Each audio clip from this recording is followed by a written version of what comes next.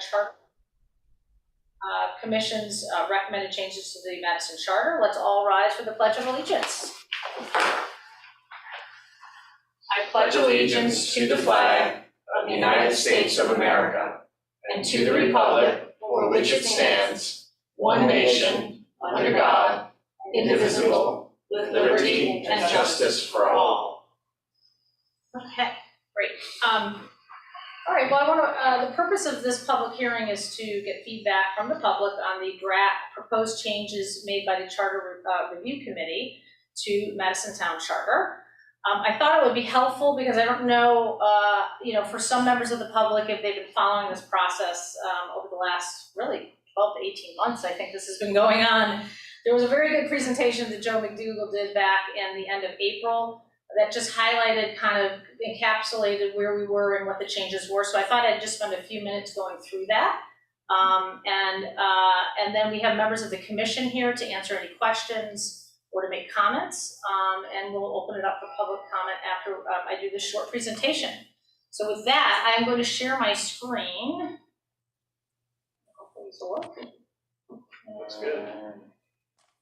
Okay, great. So keep in mind that I did not write this presentation, so I will do my best, and I welcome any people that want to jump in if I've said something inaccurately. So this is the original charge actually that the Board of Selectmen passed in 2021 for the Charter Review Commission, and it just highlights what our goal is in terms of creating an impartial legislative tool that's practical, clear, concise, and upholds the commitment to government transparency. So this was kind of the guiding light for the commission as they worked through it. The committee members, the chair is Joe McDougall, and then we had Mark Casparino, Liz Daly, Matthew Gordon, Bob O'Connor, David Osterman, and Joan Walker. And I think several of them are in attendance. Unfortunately, Joe McDougall, the chair, is out of the country and unable to join us tonight. But we've been in consulting with him, and we have, and we're glad that we have Joan Walker and Bob O'Connor, and I think David Osterman is online as well. And is there any? And Liz Daly. So, and Liz is actually the vice chair, so she'll be kind of helping manage tonight's public hearing with me. And then Lauren Rhines has been the town liaison, handling a lot of the changes and running the meetings for them. Timeline is that we appointed the Charter Review Commission back in well over a year ago. And then the committee has been meeting. They held public hearings in February of last year and then November of last year. And then they had a final public meeting in April before they voted on their final recommended changes to hand it off to the Board of Selectmen. And that's where we are today. And this is the presentation that I'm kind of borrowing from the committee. The goals were really, and a couple things, is one is just to clean up the language that's in the document. There was just some things that didn't make sense, some errors, some things that were not good references and things like that. So doing some general cleanup. And then also looking at the scope of the charter with town meetings, looking at dollar amounts and thresholds, trying to make it more practical so that the hurdles are more practical. And it had a lot of outdated numbers in it. So we want to make this more of a dynamic document that the town would be working on. Also modernizing it to current state statute guidelines, as well as just nomenclature that's used in the document. And then here the final thing I think is where there's been the most active dialogue on, and that's the area of clearly communicating and defining the roles of the elected boards and commissions. And so that's where there's been some discussion about so that people understand more clearly what their authorities are and what their roles are. So that's part of what some of the goals were for this. In terms of significant discussion points, I think making things run as efficient as possible through this language clarification. There was a big and active discussion about the role of town manager, and I know that people have been advocating for the town to move to that form of government. I think after a lot of deliberation and debate, the committee chose not to move forward with that and stick with a town meeting form of government. Which is what the town of Madison has been for centuries, I guess, so to speak. So, but they looked at other ways to create that other management layer outside of actually moving to a town manager form of government. And with that, they do recommend that the Board of Selectmen look at kind of the structure of the first selectman's office and the Board of Selectmen in terms of management layers, rather than, as I said, transforming it into a town manager form of government, which is a separate thing under state statute. And then I think the other thing was just trying to get things out of the charter that shouldn't be in the charter. The charter is like the big picture overriding guiding document for the town, and trying to keep as much of the nitty-gritty out of it so that you just have this baseline kind of vision statement and guidelines versus and pulling things out that you don't want to have to go through and change the charter to change things in the day-to-day way that the town runs town government.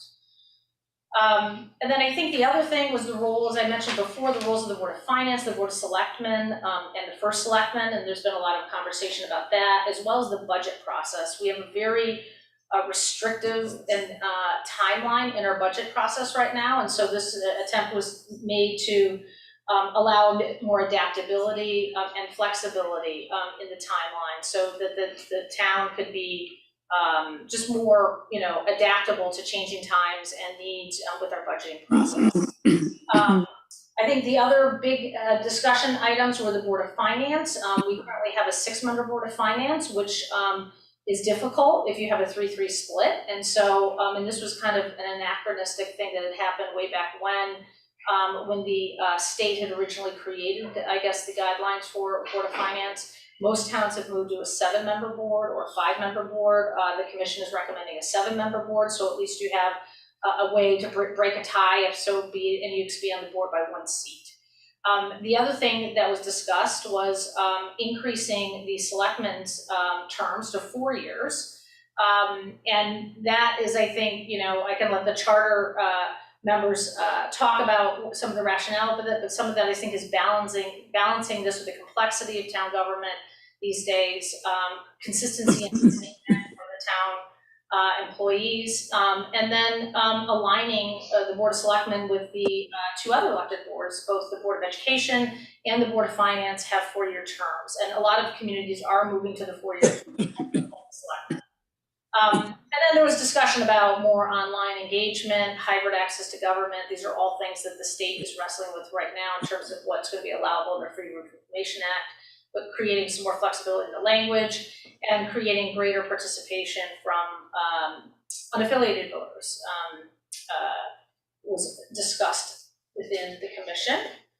And then I think with this, they came up with their draft, and items 1, 2, and 3 have basically been, or items 1 and 2 were done prior, in April. They held the public hearing, and then it was submitted to the town clerk, which in turn submitted to the Board of Selectmen for review. So we received the draft of the charter, and 2 weeks ago we started having some meetings to discuss the Board of Selectmen's thoughts on that charter draft.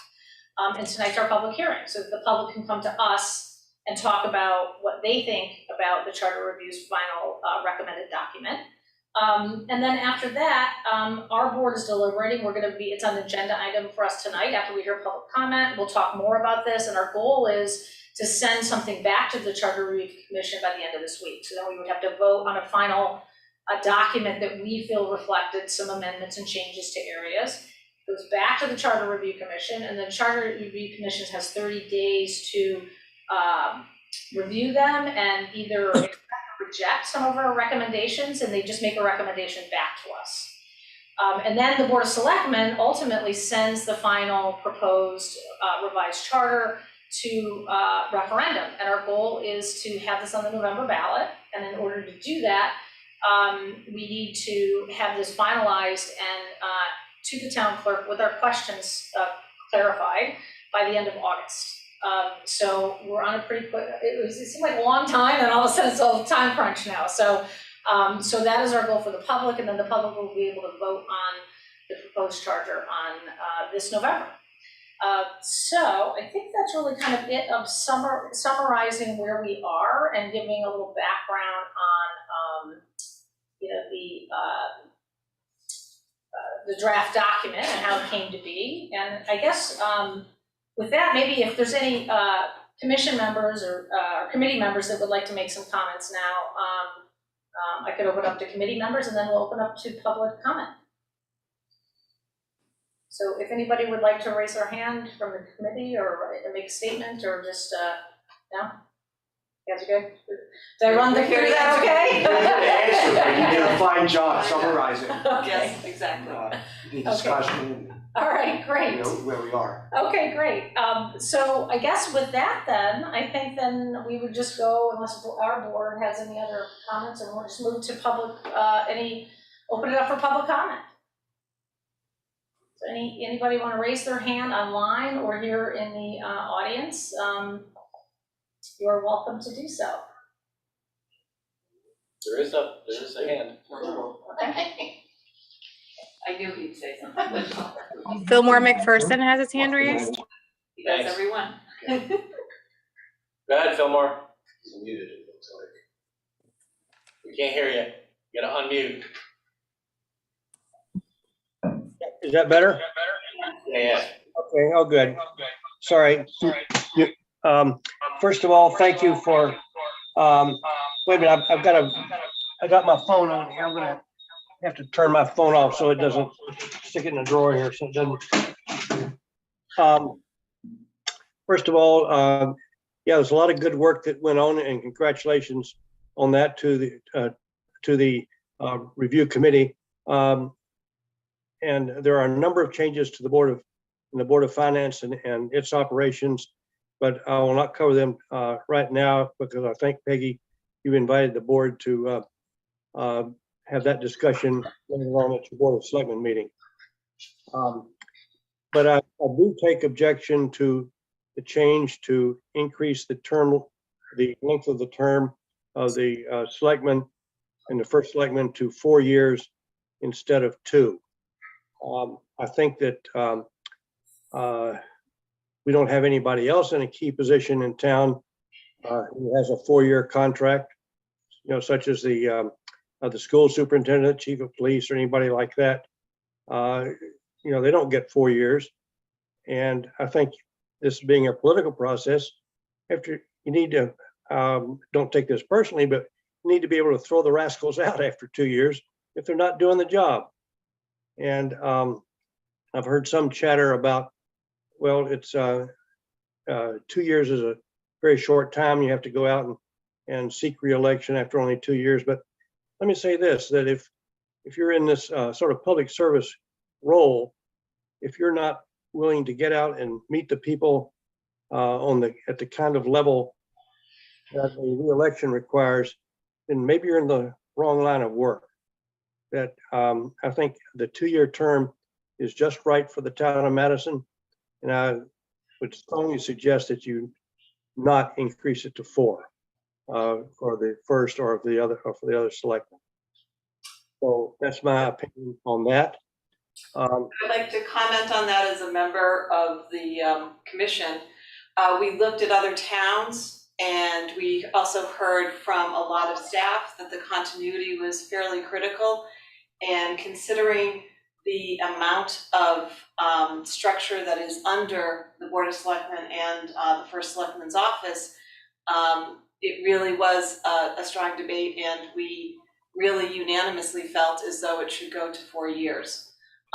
It was something that we debated back and forth, but we did look at quite a few other towns, and this is the way that almost every town in our size and our depth and breadth have moved towards, or they've moved towards a town manager form, which is something that the prior review committee, prior to us being selected, looked at and actually said, no, we don't think you should go that way. So we looked at it again. Yes, we did. We looked at it again, and we also agreed that at this point in time, the town meeting form of government is what is appropriate, and if the Board of Selectmen would like to move forward on a change, you don't have to wait 10 years. You can initiate another review after the language is cleaned up. But it is consistent with most towns our size, and it allows for a stronger continuity, which was really, really something that was brought up by most of the staff. So that's why that change is in there. Okay, but And it's also, I believe, going to be a breakout question so that people can decide.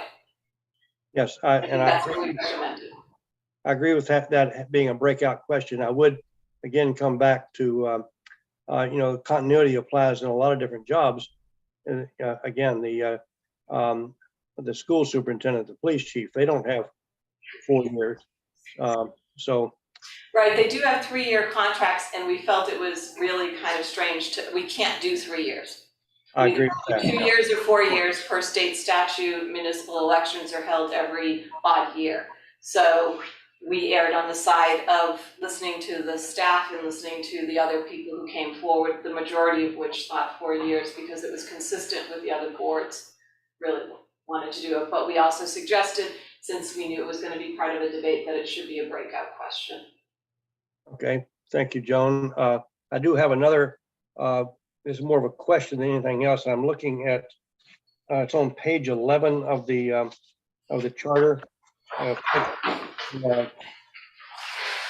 Section 4, it's under part E, the acceptance of real estate. It says the Board of Selectmen may accept gifts of real estate not valued in excess of $250,000 on the grant list. What happens if it's over 250?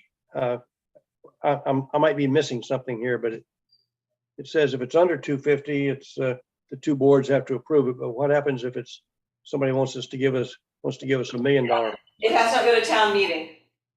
Okay, so is that all right? So it says unless otherwise approved by town meeting. So that's I don't know that that's totally clear in that, but that's your meaning. Okay. Right, we can look to modify that, but that was the thought process. Anything under, and we really didn't change anything, so it looks like we need to correct that language similar to. Yeah, and I bring this up because we had an event here within the last couple of years. I've lost track of time here, where there was a real estate transfer, and it was a little ambiguous as to where. At that time, it was $50,000, but it was a little ambiguous as to how that was to be dealt with. But Right. So basically D and E should have the same language, purchase of real estate unless otherwise approved by town meeting, so that it'll be the same kind of. Okay. All right. Thank you, and I'll save all my Board of Finance questions for the later meeting. Fillmore, the Board of Finance questions though relating to this draft. Is there anything you want to raise since the charter review made amendments to the Board of Finance? So just curious. Okay. Not to the yellow stuff that was the stuff that the Board of Selectmen is considering, but anything to the charter review? Yeah, there were 2 or 3 places where it referred to if we were making budget changes. If the Board of Finance was making budget changes, we had to confer or consult or so with the Board of Selectmen. But I believe that it clarifies in one of these later sections that the Board of Finance had the final say. So Yeah. All it means is that we have to come back and ask you all about it, which we've frequently done in the past. Yeah, it's just putting practice into part of the process. But it still states that you're the final approving authority for the budget. Yeah. Okay. Then there was one other, let's see, something in here, I forget what page it was on, about the Board of Finance regulations. I know that was one you'd had a lot of discussion with Joe McDougall about. That should be changed to processes versus regulations, because the Board of Finance is not a regulatory body, and that was per both attorneys saying that this is not how it has to be. So it can be processes, it can be procedures, but not regulations. The only regulating body is the town meeting and Board of Selectmen that brings ordinances to the town meeting. So we have a number of Board of Finance regulations. Most of them have to do with various reserve funds and whatnot. So we can still do that, I suppose. We can still, the Board of Finance can still set up the various reserve funds that we have used. Is that true? Yeah, it's just through process versus a regulation. It's the nomenclature or The art of policy. term, yeah, policies, processes versus a regulation, because a regulation has legal implications, and that's why. Okay, and one of the strongest ones is the Board of Finance regulation that says that limits how much debt service the town can cover.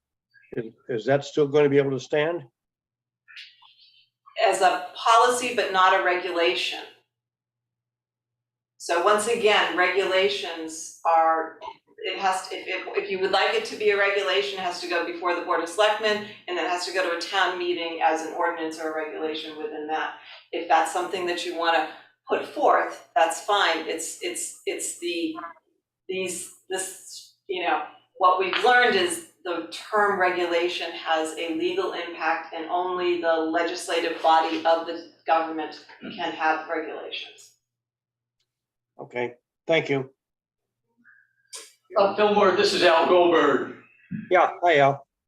You and I have enjoyed our lively discussions over the years. I wanted to ask you, since the Board of Finance has a term of 4 years, would you make the same argument that the Board of Finance should be 2 years? The argument you're making that the Selectmen should remain in 2 years. Would you make the same argument for the Board of Finance? I would not, because the Board of Finance is sort of the I hate to use the term memory of continuity.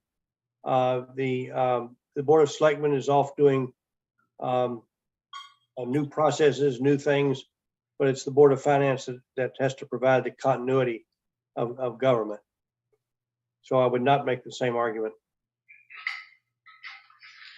So I think we have some other, yeah, I was just saying, we have some other hands raised, I know that, but, I just have a related question Yeah. to terms and expanding terms, and was there any consideration or discussion about term limits? I know in the Board of Education, in our bylaws, there is a stipulation about term limits. Was there any discussion about that? I hope not, no. I mean, I think, the reason I'm saying that, I'm a professional political scientist, and the argument is that, we don't tell surgeons that after they practiced for 20 years that they need to go and do something else because they've grown stale, and, let's let the voters decide, is both philosophically and in practice. People who are doing the job and doing it well, saying we can't involve their expertise, let the voters decide. Yeah, I think that was literally the 5-minute discussion we had on. Yeah, it's the literature. It's yeah. we've had discussion at the Board of Selectmen level about boards and commissions, so we had those discussions. We'll probably continue that tonight about appointed. I did have one other a brief question about the Board of Finance in section 6.4, page 16. There's a paragraph that apparently has been deleted. It's the second paragraph says after the election, we will have a meeting and elect a chairman, and that whole paragraph is gone. Are you suggesting that we don't need a chairman? No, the chairman is noted on another area where it says the first meeting after any election, the chairs are elected. But we can, I think it was moved. I can look. What we're trying to do is consolidate these kinds of things, because if they're redundant, we were trying to remove redundancies. Well, and I think that It's- raises a good point, because I think we don't have an election on the Board of Selectmen, so I think for maybe the elected boards to have that called out differently. It's in section 6. It says the terms of all elected boards shall commence on the Monday following the election. At the first meeting of the elected board, a quorum of the membership eligible to vote shall vote to appoint a chair. Yep, so it's the first Chair. section, the first 6. Okay, thank you. Does the description, the previous page. Yeah. Okay. Yeah. Okay, so just to give another person an opportunity to ask a question? Can I throw something related to your first comment, Fillmore? One thing, in all fairness, to report, the commission did not review and make a lengthy research determination on whether it makes sense to modify the town meeting into some kind of representative town meeting, or look at council manager systems versus what we have now, that would have required more time, more work, more involvement, and the view was, I think, unanimously on our board, that, yeah, we should do that at some point. That's why part of the recommendations for you guys to appoint another one after this is done to deal with that, to look at whether the town meeting as it's listed now is an anachronism, whether it's successful or not depends upon your definition of success, and different citizens have different definitions. Yes, this is a well-governed town, but there's vulnerabilities anyway. So I'm just pointing that out, that we did not really go into it. And we started to a little bit, and we said, no, there's so much here that needs to be fixed now. Let's not go there. And it's obviously, we're not under a crisis, a disaster, Madison's falling apart. Nah, that's not. Right. Fair enough. Fair enough, Yep. yeah.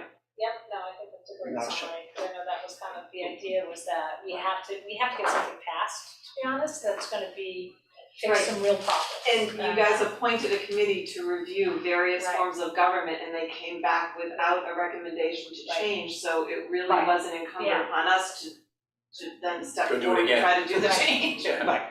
If they had, we would have gone down that path. So if we can move to some of the hands raised, I think in the audience. There's another hand raised online, Justin Murphy.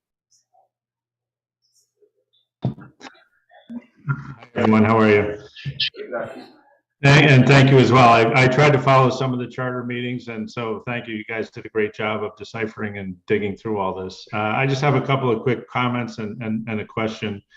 One, I think I know the answer, but just to clarify, in 4.14, you talk about the sale of property that requires approval over $5,000, where the purchase of property was increased to like $250. And I think I recall the reason was, I think Peggy even said this at some meeting, it's just when you're selling a property, it's important enough that it should go to town meeting, even for small amounts. So that's more of just a clarification, that was that meant to stay, different, far different from the, from when we're purchasing property, but, so. And I think also that, I think it's increased to 10,000 now in here, isn't it? And Well, then- I think that was our discussion. Oh, and that's also because there was some guidelines out of the state on that? So we had, it's an unresolved question, I think it's gonna be looked into, Okay. but what we're gonna propose, I think, is that we mimic the state statute, just pick up their language, which council advised might be $10,000 now.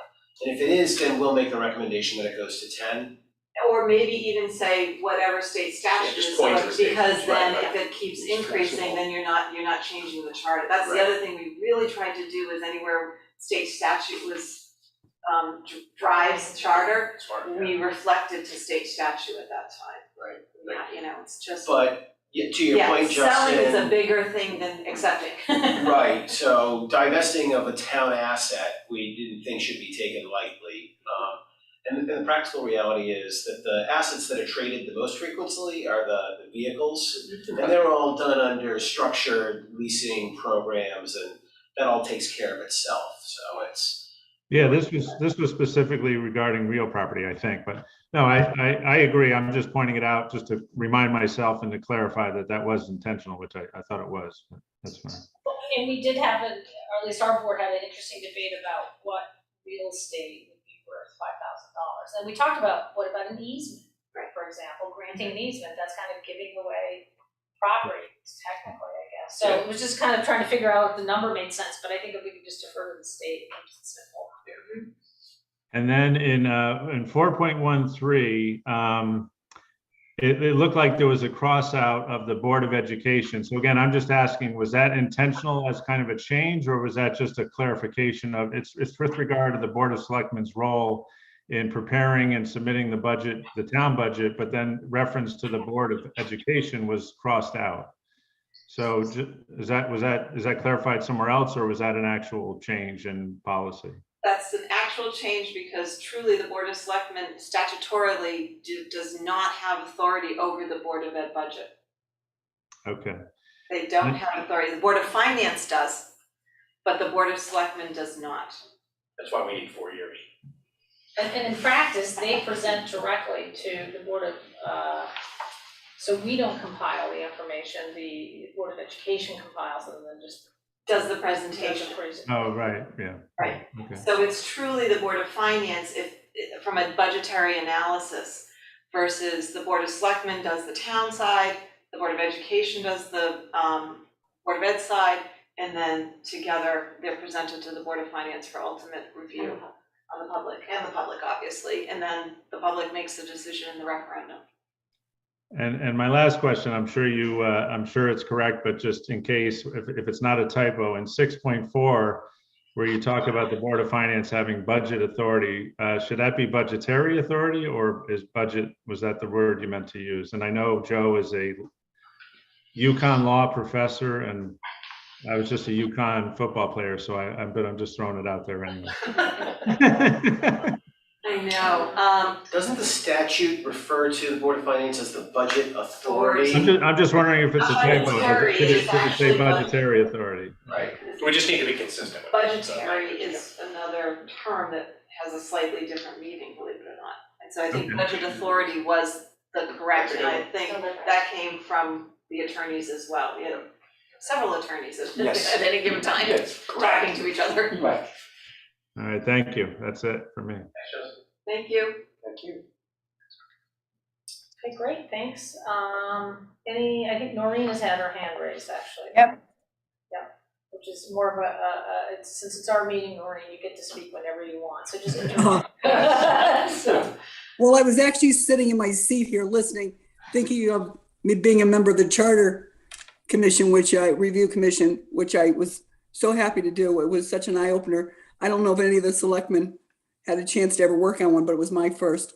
And I just one of the two things that really surprised me about it was when we talk about some of the controversial things, or potentially, town manager of 4-year terms, I have to say that when we talk about people coming, people have to understand, we're quite often talking about 10 people, maybe less. We're not talking hordes of people writing in and wanting these changes. So we've got to temper ourselves a little bit with that at least. You know, one of the things when we talked about town manager, we had our the attorney and Ira in, and he said, first of all, he reminded us that 110 out of 169 towns have our form of government. And he also said, why change? He said he had never seen a town being well-run and doing fine make changes to government. And I think we've got to be I'm not a great one with change, but I think his words it really struck me. But I just want you to know, when we talk about people coming in and talking about town manager or the 4-year term, it wasn't a lot of people. Matter of fact, I think the 4-year term might've been less than 5. So I was on the Board of Selectmen, board of the Commission for Charter Review, and I was opposed to it. I did voice it. I guess I wasn't there the day they voted when I hear it's unanimous. But I just, Fillmore's been a first selectman for 6 years. I've been in my 15th year as a selectman. We've seen a lot. And I was talking to Laura Francis, the first selectman in Durham today, who has 4-year terms.